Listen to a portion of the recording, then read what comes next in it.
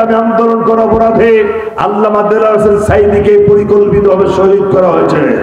এই কোরআনে কারিমের আন্দোলন করার অপরাধে মীর কাসেম আলীকে শহীদ করা হয়েছে।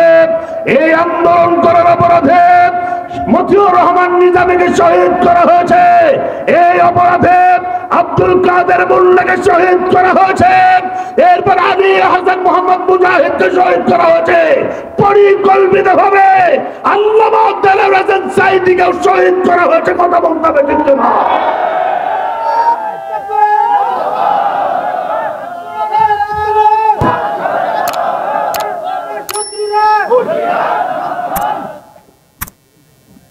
সুতরাং সেই কোরআনের সমাজ ব্যবস্থা কায়েম করতে গেলে জেল হতে পারে, জরিমানা হতে পারে, ফাঁসির মঞ্চ তৈরি। আল্লাহকে চেনা যাবে না, মমতাদের গান শুনে আল্লাহকে চেনা যাবে না। আল্লাহকে চিনতে হলে এখানে আসতে হবে, এখানে, ঠিক কিনা? আমার বন্ধুগণ, আমার প্রিয় ভাইয়েরা, সুতরাং আল্লাহ রাব্বুল আলামিন এরপরে বলছেন, খুব বার করে লক্ষ্য করুন আমার প্রিয় বন্ধুগণ, আমার যুবকেরা, তরুণেরা, যুবনেরা, খুব বার করে শুনতে হবে। আল্লাহ রাব্বুল আলামিন বলছেন, ওয়া হুয়াল্লাযী মারাজাল বাহরাইনি হাযা আযবুন ফুরাত ওয়া হাযা মিলহুন মুজাজ وجعل بينهما برزخا وحجرا محجورا। আল্লাহ বলছেন, নদীর পানিকে আমি মিষ্টি করলাম আর সাগরের পানিকে আমি লবণাক্ত করলাম কেন? এটা নিয়ে কি কোনোদিন চিন্তা করেছেন? চিন্তা করবেন কখন? কিলাকিলি করি তো জান শেষ। কে কাকে বাস দেবেন শুধু সেটা নিয়ে ব্যস্ত। আল্লাহ বলছে, নদীর পানিকে আমি মিষ্টি করলাম, সাগরের পানিকে আমি লবণাক্ত করলাম। কারণটা হচ্ছে এই, নদীর পানি হচ্ছে প্রবাহমান আর সাগরের পানি হচ্ছে স্থির। সাগরের পানিতে কোনো স্রোত নাই, শুধু তরঙ্গায়িত হয়, শুধু ঢেউ সৃষ্টি হয়। আর পদ্মা, মেঘনা, যমুনার পানির মধ্যে রয়েছে কি? স্রোত, প্রবাহমান। কারণ হচ্ছে পদ্মা, মেঘনা, যমুনা দিয়ে অসংখ্য মরা লাশ, গরু মরা, কুকুর মরা, শিয়াল মরা, পায়খানা, বাগান, আবর্জনা, নোংরা সবগুলো ভাসতে ভাসতে গিয়ে বঙ্গোপসাগরে জমা হচ্ছে। আর বঙ্গোপসাগরে আল্লাহ লক্ষ কোটি, বিলিয়ন, ট্রিলিয়ন কোটি মেট্রিক টন লবণ ঢেলে দিয়েছেন। লবণের কাজ হচ্ছে মুহূর্তের মধ্যে সমস্ত আবর্জনাকে ধ্বংস করে ফেলা। আল্লাহ বলেন, চোখে দেখো না, এগুলো তাকায় তাকায় দেখো, তাহলে আল্লাহ সম্পর্কে তোমার ধারণা ক্লিয়ার হয়ে যাবে। আল্লাহ রাব্বুল আলামিনের পরে বলছেন, শুধু বিজ্ঞানের ছেলেদের থেকে বলেন, শুধু সায়েন্স ফ্যাকাল্টিতে যারা লেখাপড়া করো তাদেরকে আল্লাহ রাব্বুল আলামিন বলছেন, আলাম তারা আন্নাল ফুলকা তাজরি ফিল বাহরি বিনি'মাতিল্লাহ। আল্লাহ তাআলা বলছেন, তাকায় দেখো, সমুদ্র বন্দরগুলো তাকায় দেখো, নদী বন্দরগুলোর দিক তাকায় দেখো, লক্ষ লক্ষ টন ওজন নিয়ে পানির উপরে জাহাজগুলো ভেসে আছে। এই জাহাজগুলোকে কে ভাসিয়ে রেখেছেন? মানুষ না আল্লাহ। কেন ভেসে আছে? মাটি যেমন প্রত্যেক জিনিসকে নিজের দিকে টেনে নেয়, পানির ধর্ম প্রত্যেকটা জিনিসকে উপরের দিকে ঠেলে রাখে। পানির মধ্যে ঊর্ধ্ব চাপ আর মাটিতে হচ্ছে নিম্ন চাপ। ঊর্ধ্ব চাপ দিয়ে সব জিনিসকে উপরে ঠেলে রাখে। আল্লাহ তাআলা বলছেন, এই পানির মধ্যে যে ঊর্ধ্ব চাপ সৃষ্টি করলাম, এইটা কে করেছে? মানুষ না আল্লাহ।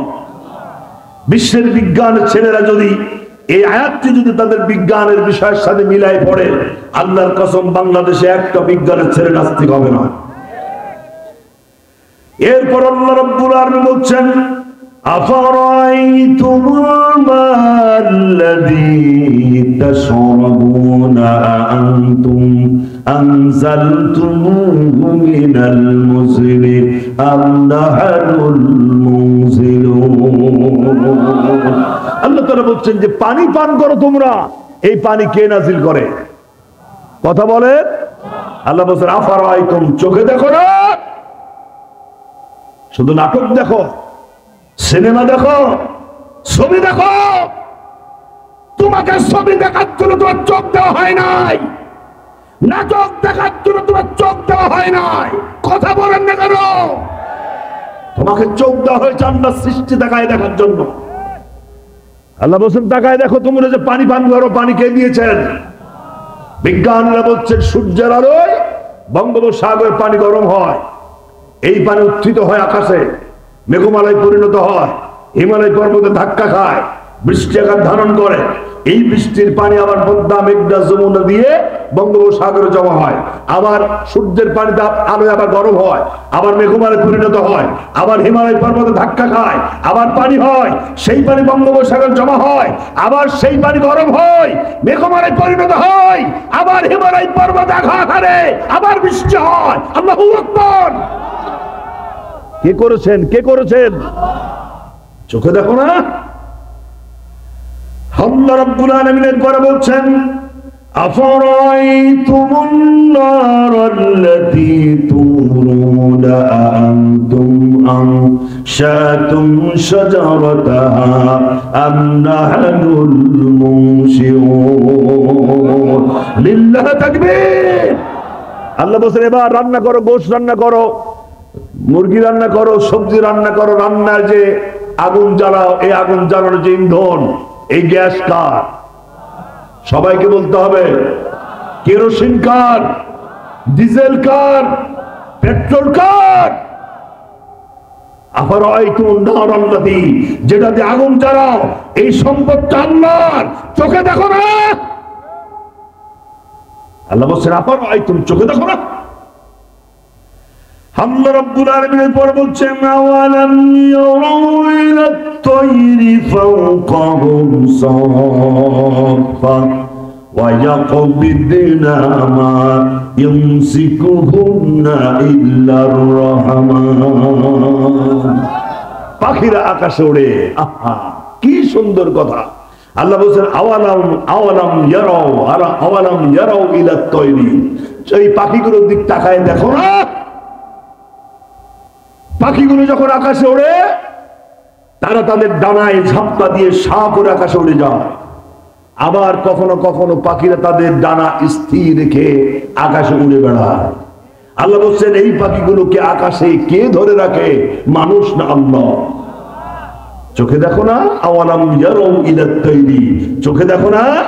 আল্লাহ তাআলা এরপর আবার বলছেন ওয়াল্লাহু খালাকা কুল্লা দাব্বাতিন মিন মাইন ফামিনহুম মান ইয়ামশি আলা বাতনিহি ওয়া মিনহুম মান ইয়ামশি আলা রিজলাইন ওয়া মিনহুম মান ইয়ামশি আলা আরবাইন।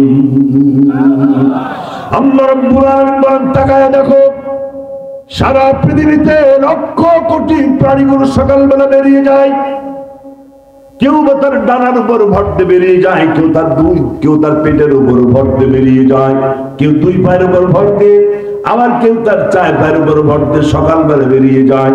গলা পর্যন্ত খোদা নিয়ে, তাদের কোথাও খাবার জমা করা নাই, তাদের ব্যাংক নাই, ব্যালেন্স নেই, এপিএস নাই, ডিপিএস নাই, কোথাও তাদের খাবার জমা করা নাই। সকালবেলা গলা পর্যন্ত খোদা নিয়ে পৃথিবীর বিভিন্ন জায়গায় প্রাণীগুলো ছড়ায় যায়। আবার সন্ধ্যা যখন হয়ে যায়, প্রত্যেকটা প্রাণীকে গলা পর্যন্ত খাবার দিয়া যার যার বাসায় ফিরায় দেয়। এটাকে চোখে দেখো না? সুবহানাল্লাহ। আমার প্রিয় ভাইরা, ছোট্ট একটি পিঁপড়া বলছেন রব্বুল আলামিন, আমি তো 6 মাস ইনকাম করি, 6 মাস বসে থাকি, 6 মাসের ইনকামে তোমার বছর চলার কথা নয়। পিপিলিকা দলবল ছাড়িয়ে খা, কোথায় যাও ভাই বলি, শীতের সঞ্চয় চায়, খাদ্য খুঁজতেছে, তাই 6 পায়ে পিলপিল চড়ি। পিঁপড়া 6 মাসের ইনকাম করে, শীতের সময় সঞ্চিত ধনভাণ্ডার টুকটুক করে বসে বসে খায়। পিঁপড়া বলছে আমি তো 6 মাস ইনকাম, আমার বছর চলবে না, না খেয়ে মারা যাবো। আল্লাহ রাব্বুল আলামিন পিঁপড়ার প্রতি মধুর মাছের মতো ওহী নাজিল করে জানায় দিলেন, পিঁপড়া তুমি চিন্তা করো না, তোমার শরীরে আমি স্পেশাল কিছু ক্ষমতা বাড়ায় দিলাম। বিশ্বের বিজ্ঞানীরা প্রাণী বিজ্ঞান গবেষণা করেছে, পিঁপড়ার শরীর নিয়ে তারা গবেষণা করে বের করেছে এই পৃথিবীতে একটি মাত্র প্রাণী যার নাম পিঁপড়া, যার শরীরে যে ওজন আছে এর থেকে অন্তত 200 গুণ ওজনের কোন জিনিস দাঁত দিয়ে কামড়ায় ধরে মাথার উপরে উঁচু করে তুলে ধরে এক প্রান্ত থেকে আর এক প্রান্তে নিয়ে যেতে পারে, তার নাম পিঁপড়া। সুবহানাল্লাহ বলা যাবে নাকি? এই পৃথিবীতে আরেকটি প্রাণী যার নাম শকুন। শকুন বলছে রব্বুল আলামিন, আমি তো মাটির পৃথিবী থেকে আকাশে যখন উড়ি 3 থেকে 3.5 মাইল উপরে উড়ি, এত দূর থেকে তো আমি খাবার চিনতে পারবো না। আল্লাহ রাব্বুল আলামিন শকুনের প্রতি ওহী নাজিল করে জানায় দিলেন, কোনো চিন্তা তুমি করো না, তোমার চোখের পাওয়ার এত বেশি করে দিলাম 3.5 মাইল দূর থেকেই বলতে পারবো কোথায় তোমার খাবার জমা করা আছে। এই পৃথিবীতে আর একটি প্রাণী যার নাম শামুক। শামুক তো চেনেন? শামুক বলছে রব্বুল আলামিন, আমার তো গতি সব থেকে স্লো, ঘন্টায় 22 ইঞ্চি। প্রাণী বিজ্ঞান গবেষণা করেছে এই পৃথিবীর সব থেকে স্লো গতি সম্পন্ন প্রাণী যার নাম শামুক। শামুকের গতি সব থেকে স্লো। শামুক যত জোরেই দৌড়াক না কেন 1 ঘন্টায় 22 ইঞ্চির বেশি যেতে পারে না। শামুক বলছে রব্বুল আলামিন, আমি তো কোনো প্রাণী শিকার করে খেতে পারি না, আমি স্রোতের মোহনায় যখন আমার সামনের দরজা খোলা রাখি তখন আমার ক্ষমতার মধ্যে পড়লে আমি সেটা ধরে ধরে খাই, কিন্তু পানি যদি শুকায় যায় আমি তো না খেয়ে মারা যাব।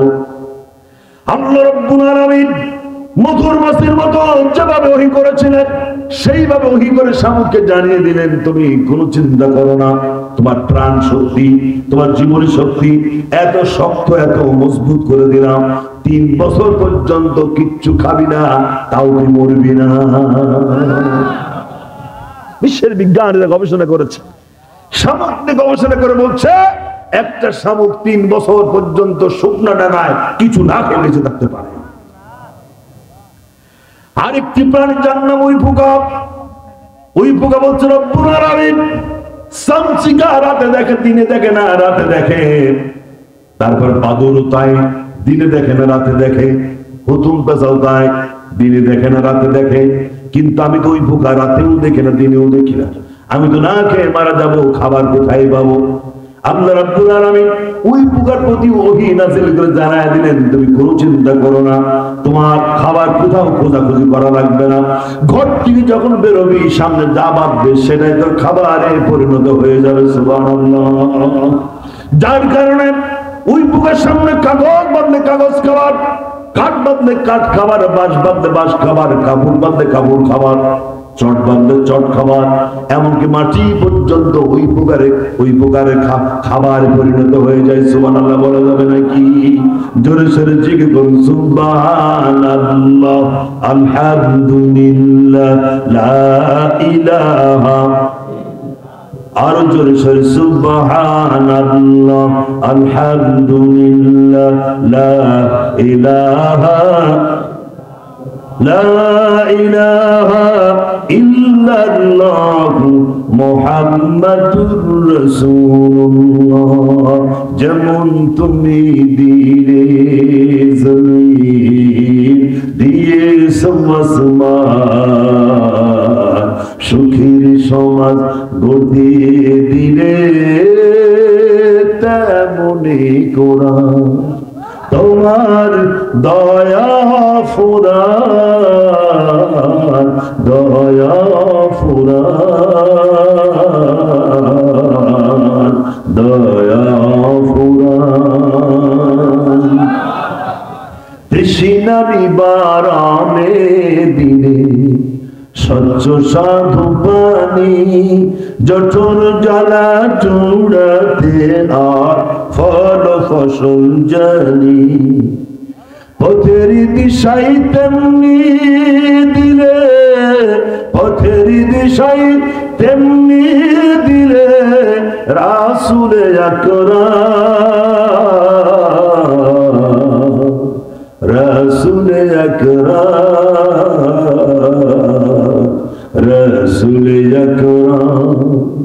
যেমন তুমি দিলে জমিন দিয়েছ আসমান, সুখের সমাজ গড়তে দিলে তেমনি কোরআন। তোমার দয়া ফুরান, দয়া ফুরান, দয়া ফুরান। লিল্লাহ তাকবীর। সেই কোরআন আমাদের মাঝে আছে, জয় কোরআন আছে। এই কোরআনের সমাজ ব্যবস্থা কায়েম করতে হবে। এই কোরআনে কারিমের সমাজ ব্যবস্থা কায়েম করতে গেলে আমাদের জন্য বিপদ আসতে পারে, জেল হতে পারে, জরিমানা হতে পারে, পারে কিনা জোরে কর। এই ইসলামী আন্দোলন করার অপরাধে আল্লামা দেলোয়ার হোসেন সাঈদীকে পরিকল্পিতভাবে শহীদ করা হয়েছে। এই কোরআনে কারিমের আন্দোলন করার অপরাধে মীর কাসেম আলীকে শহীদ করা হয়েছে। এই আন্দোলন করার অপরাধে মতিউর রহমান নিজামীকে শহীদ করা হয়েছে। এই অপরাধে আব্দুল কাদের মোল্লাকে শহীদ করা হয়েছে। এরপর আলী হাসান মোহাম্মদ মুজাহিদকে শহীদ করা হয়েছে। পরিকল্পিতভাবে আল্লামা দেলোয়ার হোসেন সাঈদীকেও শহীদ করা হয়েছে। কথা বলতে হবে ঠিক না?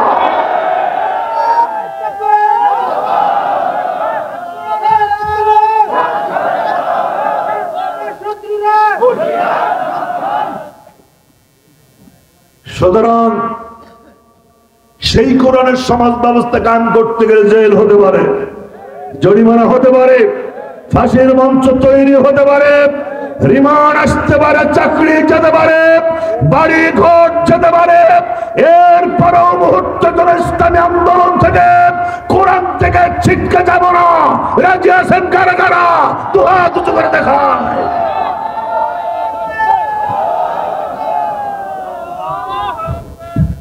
আমার প্রিয় ভাইরা, আমরা দোয়া করতে চাই। শেষ দিকে যে কথাগুলো বলতে চাই, অসংখ্য অতিথিরা এসেছেন, সকলের নাম আমরা বলতে পারি নাই। আমি জানি না কে এসেছেন কে আসেন নাই, আমি সবাইকে চিনিও না। এই কোরআনে কারিমের মাহফিলের জন্য আমরা আপনাদেরকে নিয়ে দোয়া করব। আমি 10টা মানুষকে একটু দেখতে চাচ্ছি, 10 জন অতিথি, যারা অতিথিদের মধ্য থেকে 10 জন 2000 কোটি টাকা 10 জন অতিথি একটু দিবেন কোরআনের মাহফিলের জন্য। 2000 কোটি টাকা 10 জন অতিথির কাছে আমি দাবি করেছি।